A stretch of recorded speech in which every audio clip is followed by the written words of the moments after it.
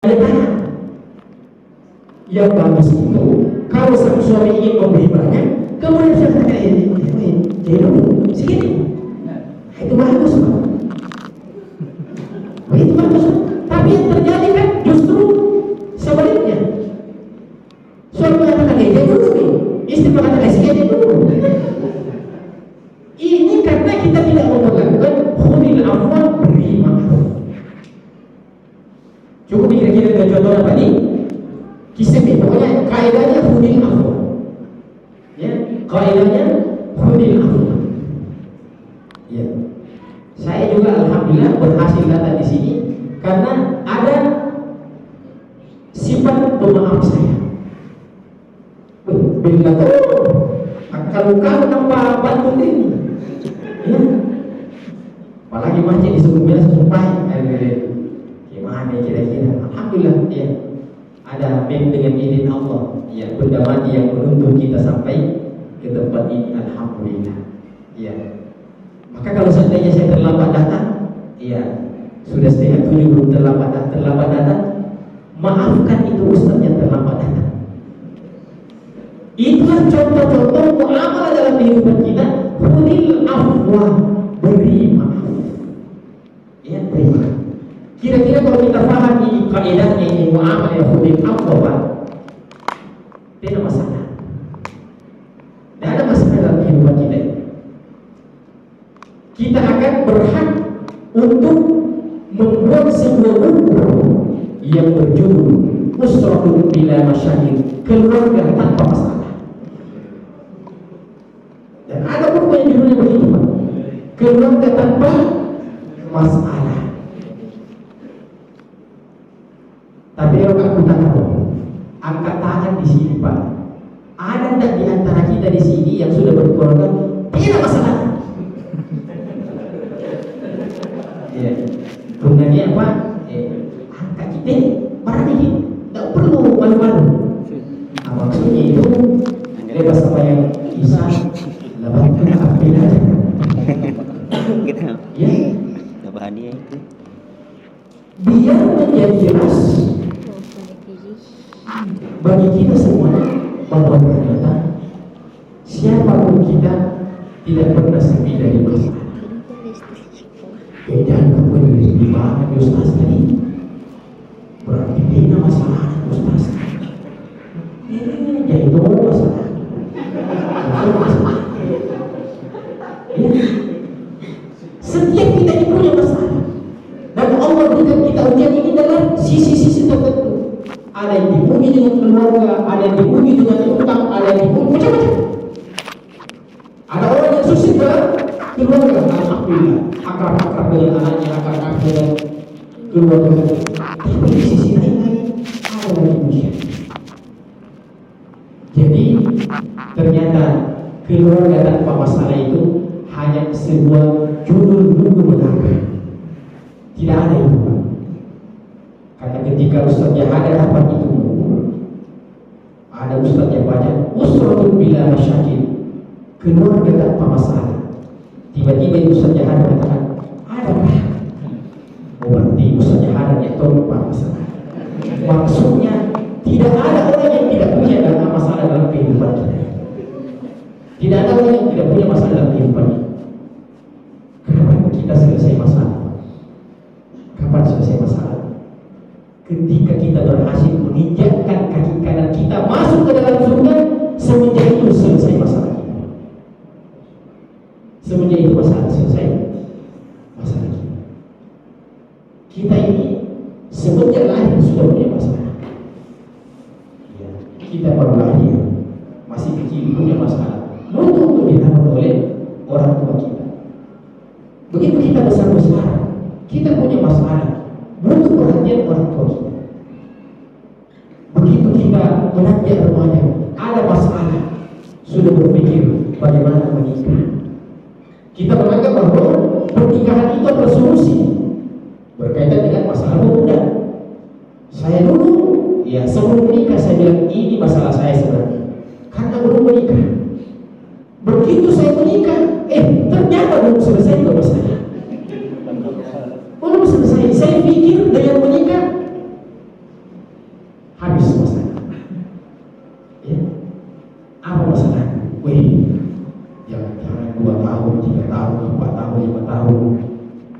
anakku, aku akan tahu juga nanti anakku 5 tahun. Saya ada pasangan yang frustrasi. Apa kira-kira itu? Kenapa tidak ada anak? Ya. Jadi kita laki-laki itu kalau sudah menikah itu di antara cita-cita kita bagaimana supaya kita cepat punya keturunan. Ya. Begitu selesai 9 bulan kita punya anak, teman kita mengatakan jauh yang tahu bos. Dipahami maksudnya? Ya. Setelah kita punya anak, apa sudah selesai masalah kita? Ternyata anak, mendidik anak ini bukan persoalan kecil. Mendidik anak bukan persoalan kecil. Apalagi sekarang ini Pak, namanya mendidik anak. Ya, anak-anak milenial pada hari ini Pak luar biasa. Dulu ketika kita masih kecil Pak, begitu kita dipanggil sama bapak kita, ibu kita, baru hampir belum selesai ungkapan panggilannya itu kita sudah ada dipanggil. Apa dan disorongkan. Anak-anak pada hari ini Pak, kita panggil 1 kali, kita panggil 2 kali, panggil 3 kali. Padahal niki kita lihat. Apa ini anaknya tidak? Coba, iya. Kan begitu Pak. Akhirnya apa yang terjadi? Kurang ajar nih anak-anak itu. Kita main masalah itu Pak. Kita ini seperti ingin menyelesaikan sesuatu itu karena ada masalah. Tapi ketika kita mulai emosi, apalagi ambil bodoh, akhirnya mungkin mau minta dengan buat. Ya. Ini anak ada masalahnya juga Pak. Ada masalahnya. Kejatuhan HP. Masalahnya dia kejatuhan HP. Makanya ketika kita panggil dia, tidak pernah dia menjawab karena luar biasa ini magnetnya yang namanya HP. Bahkan kadang-kadang kita yang tersinggung ketemu dengan seseorang, kita yang apa? Gara-gara terlalu sibuk dengan HP. Jadi kan dia tahu korban perasaan kita apa kita tahu kita coba ya. Ini punya masalah semua. Akan tetapi yang terbaik itu adalah bagaimana cara kita mengatasi masalah, ya, mengatasi masalah tanpa masalah.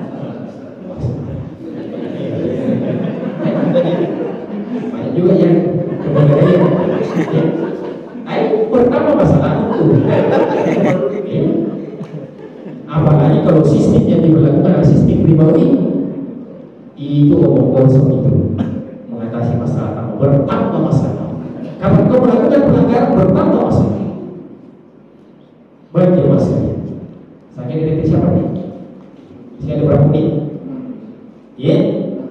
Saya ada menit. Oke. Kita baca-baca dari sini.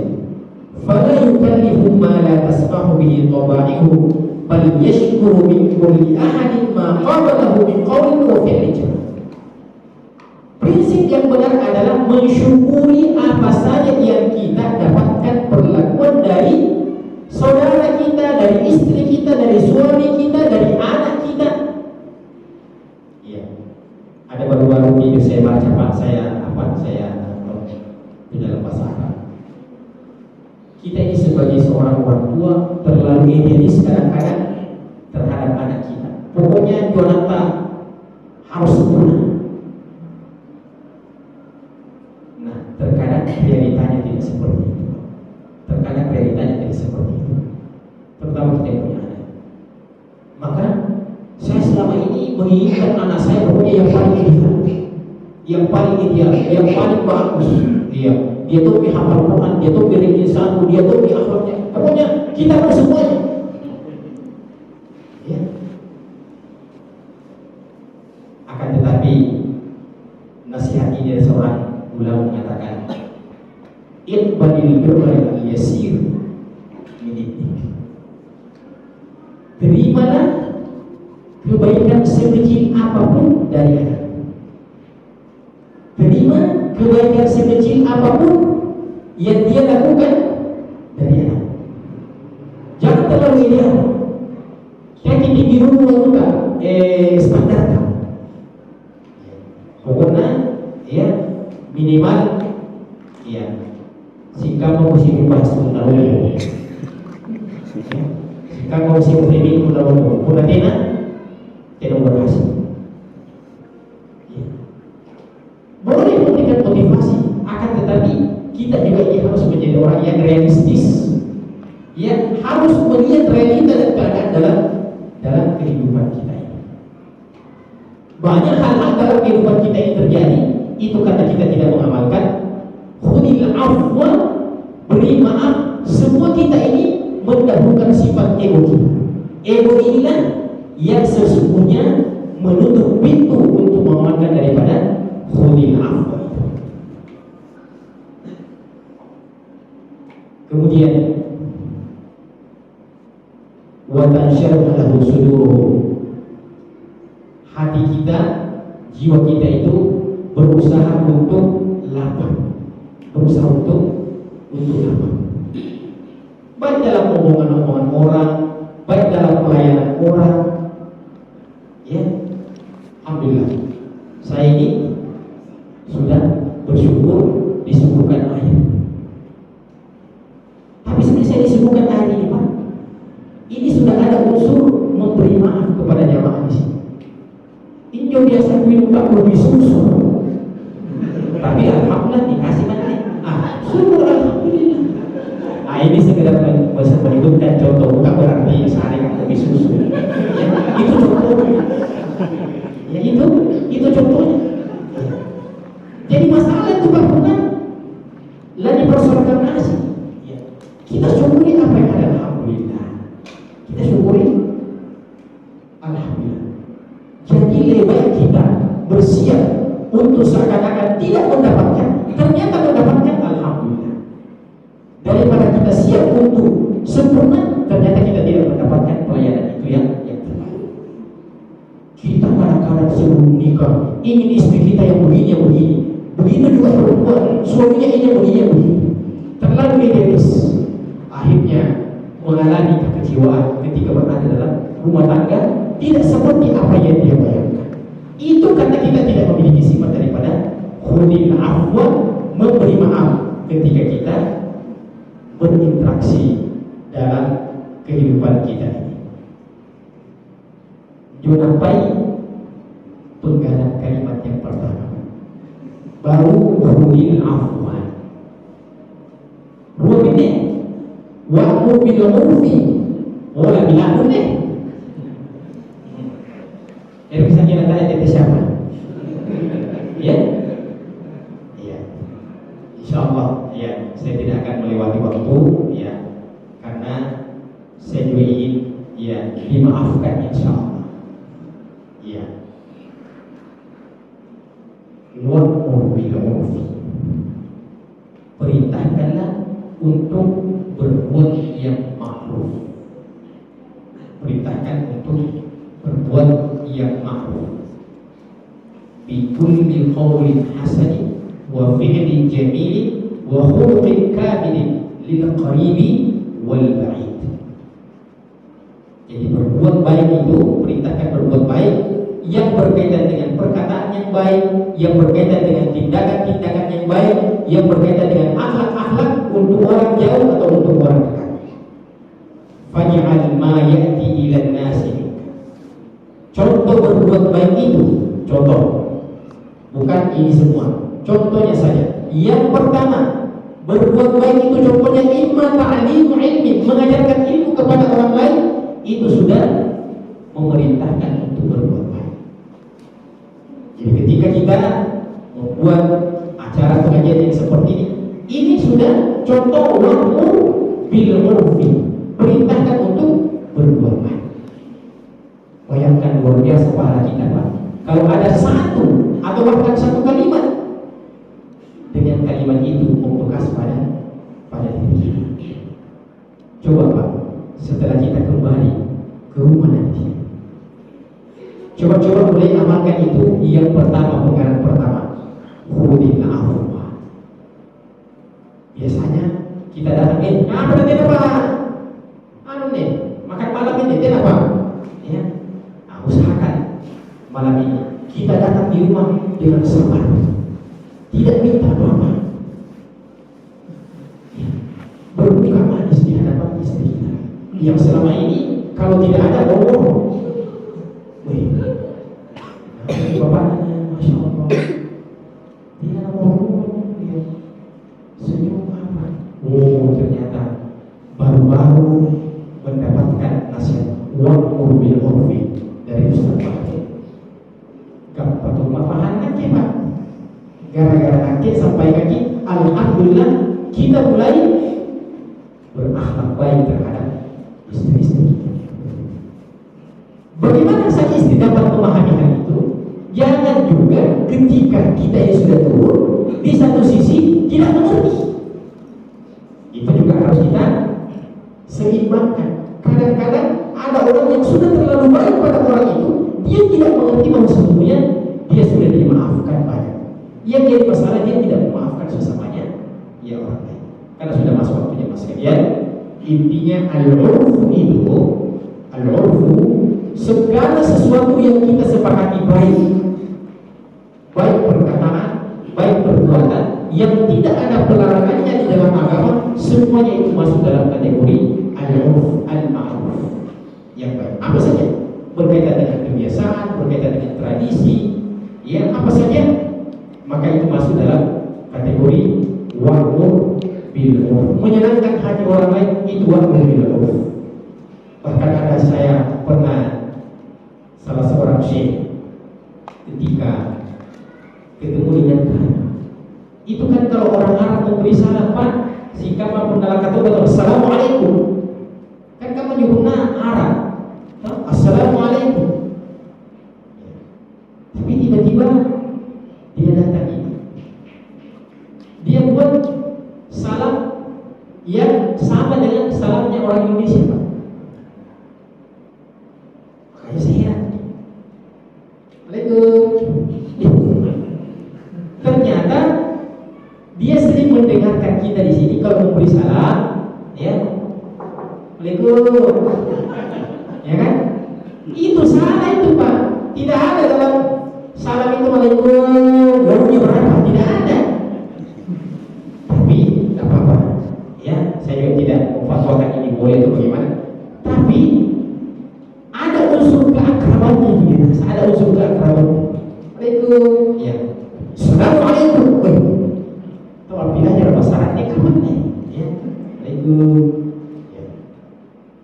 Saling menyapa yang membuat kita ini merasa nyaman. Masya Allah. Apa begini Pak? Masya Allah. Apa kepentingannya orang itu mengetahui berapa waktu atau dari tadi? Apa kepentingannya? Untuk sekedar memasukkan rasa kegembiraan dalam diri saudara kita. Ada salah seorang jamaah yang menyendiri, ya, ikut pengajian, mulai dia datang sampai pun tidak ada nyapa-nyapa. Ayo dia nak bantu juga. Dia nak ngomong sama-sama, kita minta bantu gimana Pak? Penting Pak. Kalau perlu di masjid ini ada satu khusus. Oh, itu ada orang baru. Dekati Pak, Masya Allah. Bantu gimana Pak? Gimana Pak? Iya. Tiap malam Ahad ini memang ada Pak.